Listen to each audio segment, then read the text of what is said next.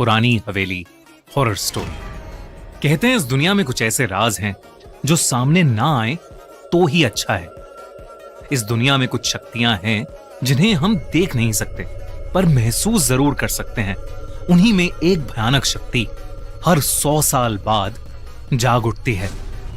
आज की कहानी उसी शक्ति के बारे में है। रिहान और नेहा दोनों ही राइटर्स थे और मुंबई शहर की भागदौड़ से थक चुके थे।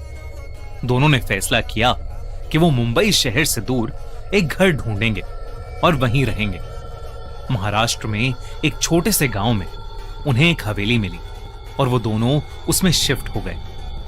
हवेली पुरानी थी लेकिन बेहद खूबसूरत। हवेली के मालिक की मौत हो गई थी और तब से वो खाली पड़ी थी, इसलिए वो उन्हें सस्ते में मिल गई। सब कुछ अच्छा था, पर एक दिन जब रियान अपना पुराना सामान अनपैक कर रहा था तब उसे बेसमेंट से एक आवाज आई। उसने बेसमेंट का दरवाजा खोला तो उसमें एक पुरानी रॉकिंग चेयर पड़ी थी जो बार बार एक बड़े से संदूक पर अपने आप गिरे जा रही थी। वो संदूक बहुत पुराना था और उस पर जंख लगा ताला भी था। रियान को ऐसा लग रहा था जैसे उस संदूक के अंदर से कुछ हिल रहा है। रिहान ने उस संदूक पर लगे ताले को तोड़ दिया। जब उसने वो संदूक खोला तो अचानक उसे एक ठंडी हवा महसूस हुई। उसके अंदर लाल कपड़े में लिपटी एक गुड़िया थी जिसके नीचे एक किताब पड़ी थी और उसके कुछ पेजेस फटे हुए थे। उन पेजेस पर लिखा था, त्रिगोरी छूना मत। ये गुड़िया आत्माओं को आकर्षित करती है। पर रियान खुद को रोक नहीं पाया। उसने उस गुड़िया से वो लाल कपड़ा थोड़ा सा हटाया। गुड़िया की आंखें सफेद थीं और शरीर काला। उस गुड़िया में कुछ अजीब सी बात थी, इतनी कि रिहान उस गुड़िया समेत उस संदूक को ऊपर अपने स्टडी रूम में ले गया। लेकिन इस घटना के तुरंत बाद रिहान की जिंदगी पूरी तरह से बदल गई। रिहान को पूरी रात अजीब सी आवाजें आती रहीं, जैसे कोई दर्द में चीख रहा है, उसे बुला रहा है। लेकिन जब जब वो आंख खोलता तो कमरे में उसके और उसकी वाइफ नेहा के अलावा कोई नहीं होता। एक बार रियान अपनी स्टडी में बैठा कुछ लिख रहा था कि अचानक ही कमरे की सारी लाइट्स फ्लिकर करने लगीं और कुछ ही सेकंड्स में कमरे की सारी लाइट्स और बल्ब एकदम से फट गए। तभी उसे घर के बाहर किसी के जोर से चिल्लाने की आवाज आई। उसने बाहर जाकर देखा तो वहां एक काली बिल्ली बेरहमी से मरी पड़ी थी। उस दिन के बाद से रियान को हर वक्त ऐसा महसूस होने लगा था कि उनके घर में कोई और भी है। वो बेसमेंट की रॉकिंग चेयर सारा टाइम अपने आप ही हिलती रहती। हर समय रियान को चीखें सुनाई देती। उसे रात के अंधेरे में घर के अंदर मरे हुए लोगों के चेहरे भी दिखने लगे थे। वो चेहरे बेहद डरावने होते थे, लेकिन पल भर में उसकी आंखों के सामने से गायब हो जाते थे। रिहान को कुछ समझ नहीं आ रहा था, इसलिए उसने ये सारी बातें नेहा को बताईं। लेकिन नेहा को उसकी बातों पर विश्वास नहीं हो रहा था। रिहान ने फैसला किया कि वो संदूक से मिली उस किताब को पढ़कर त्रिगोरी से जुड़ा राज जानने की कोशिश करेगा। रिहान सारा टाइम उस गुड़िया और उन पन्नों को पकड़कर उन्हें डिकोड करने में लगा रहता। रिहान इतना पागल हो चुका था कि वो खुद घर के आसपास के लोगों से त्रिगोरी के बारे में पूछने लगा और तब उसे किसी ने एक पंडित के पास भेजा।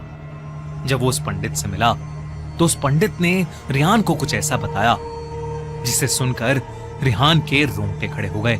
उसने बताया कि हर 100 साल में एक अजीब घटना होती है जब चैत्र अमावस्या, चैत्र पूर्णिमा और बैसाखी अमावस्या एक ही महीने में आते हैं और तब एक बहुत ही भयानक काली शक्ति जाग उठती है, त्रिगोरी।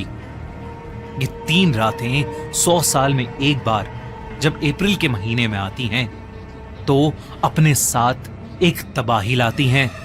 1 अप्रैल चैत्री अमावस्या से लेकर 30 अप्रैल यानी बैसाखी अमावस्या तक अप्रैल शताब्दी का सबसे खतरनाक महीना बन जाता है और इस पूरे महीने को कहते हैं काल त्रिगोरी।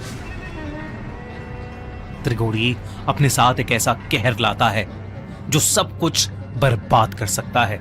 उस पंडित ने रियान को बताया कि जिस गांव में रिहान अभी रह रहा है, वहां 100 साल पहले एक काला जादू करने वाली औरत ने उसी लाल कपड़े में लिपटी गुड़िया का इस्तेमाल करके काल त्रिगोरी को अपनी नींद से जगाने की कोशिश की थी। और तब एक ही रात में पूरा का पूरा 500 लोगों का गांव मारा गया था और आसपास के सारे गांव में ऐसी बीमारियां फैलने लगीं जिसने कई लोगों की जिंदगी बर्बाद कर दी। ये सब सुनकर रिहान ने उसी पंडित से मदद मांगी। उस पंडित ने रिहान को 2 काली बिल्लियां दी और कहा कि वो अगले 2 दिन में उसके घर आएगा और त्रिगोरी को शांत करेगा। रिहान पूरा दिन घर में उस पंडित के बताए शुद्धिकरण के नुस्खे आजमाता रहता और उन काली बिल्लियों को 24 घंटे अपने पास रखता। रिहान नेहा से कहता कि ये काली बिल्लियां उनको घर की प्रेत आत्मा से बचाएंगी। नेहा से अब रिहान का पागलपन बर्दाश्त नहीं हो रहा था। 2 दिन बाद वो पंडित उनकी हवेली में आया। पूजा का सामान देखकर ही रिहान और नेहा की रूह कांपने लगी, क्योंकि उसमें इंसानी खोपड़ी, मरे हुए जानवर और ऐसी ही बेहद अजीब अजीब चीजें थीं। लेकिन उस पंडित ने रिहान को हिम्मत रखने को कहा। उसने हाथ में एक लाल कपड़ा लिया और उस लाल कपड़े से उस गुड़िया को निकाल के पूजा स्थान के बीचों बीच रख दिया। पंडित ने देरी ना करते हुए पूजा शुरू की और मंत्र आवाहन से काल त्रिगोरी को शांत करने की कोशिश करने लगा। पूजा शुरू करते ही रिहान को बहुत तेज दर्द में किसी की चीखें सुनाई देने लगी। तभी रिहान और नेहा ने देखा कि गेट की दीवार के अंदर से एक बहुत ही डरावनी 10 फीट लंबी परछाई निकली है जो उनकी तरफ आ रही है। जैसे जैसे वो परछाई उनकी तरफ आ रही थी, वैसे वैसे घर की सारी लाइट्स अपने आप फूटती जा रही थीं। तभी एकदम से बहुत ही तेजी से दरवाजा खुला और वो परछाई घर के अंदर आकर हवा में कहीं गायब हो गई। और तभी घर की सारी चीजें हिलने लगीं। वो बिल्लियां आपस में एक दूसरे से इतनी बुरी तरह लड़ने लगीं कि उन्होंने एक दूसरे को नोच काट कर मार डाला। नेहा को अपनी आंखों पर विश्वास नहीं हो रहा था। उसे लगा कि ये सब उस गुड़िया की वजह से हो रहा है, इसलिए उसने हड़बड़ी में बिना लाल कपड़े के उस गुड़िया को उठाया और उसे काट कर जला दिया। ये देखते ही वो पंडित कांप उठा।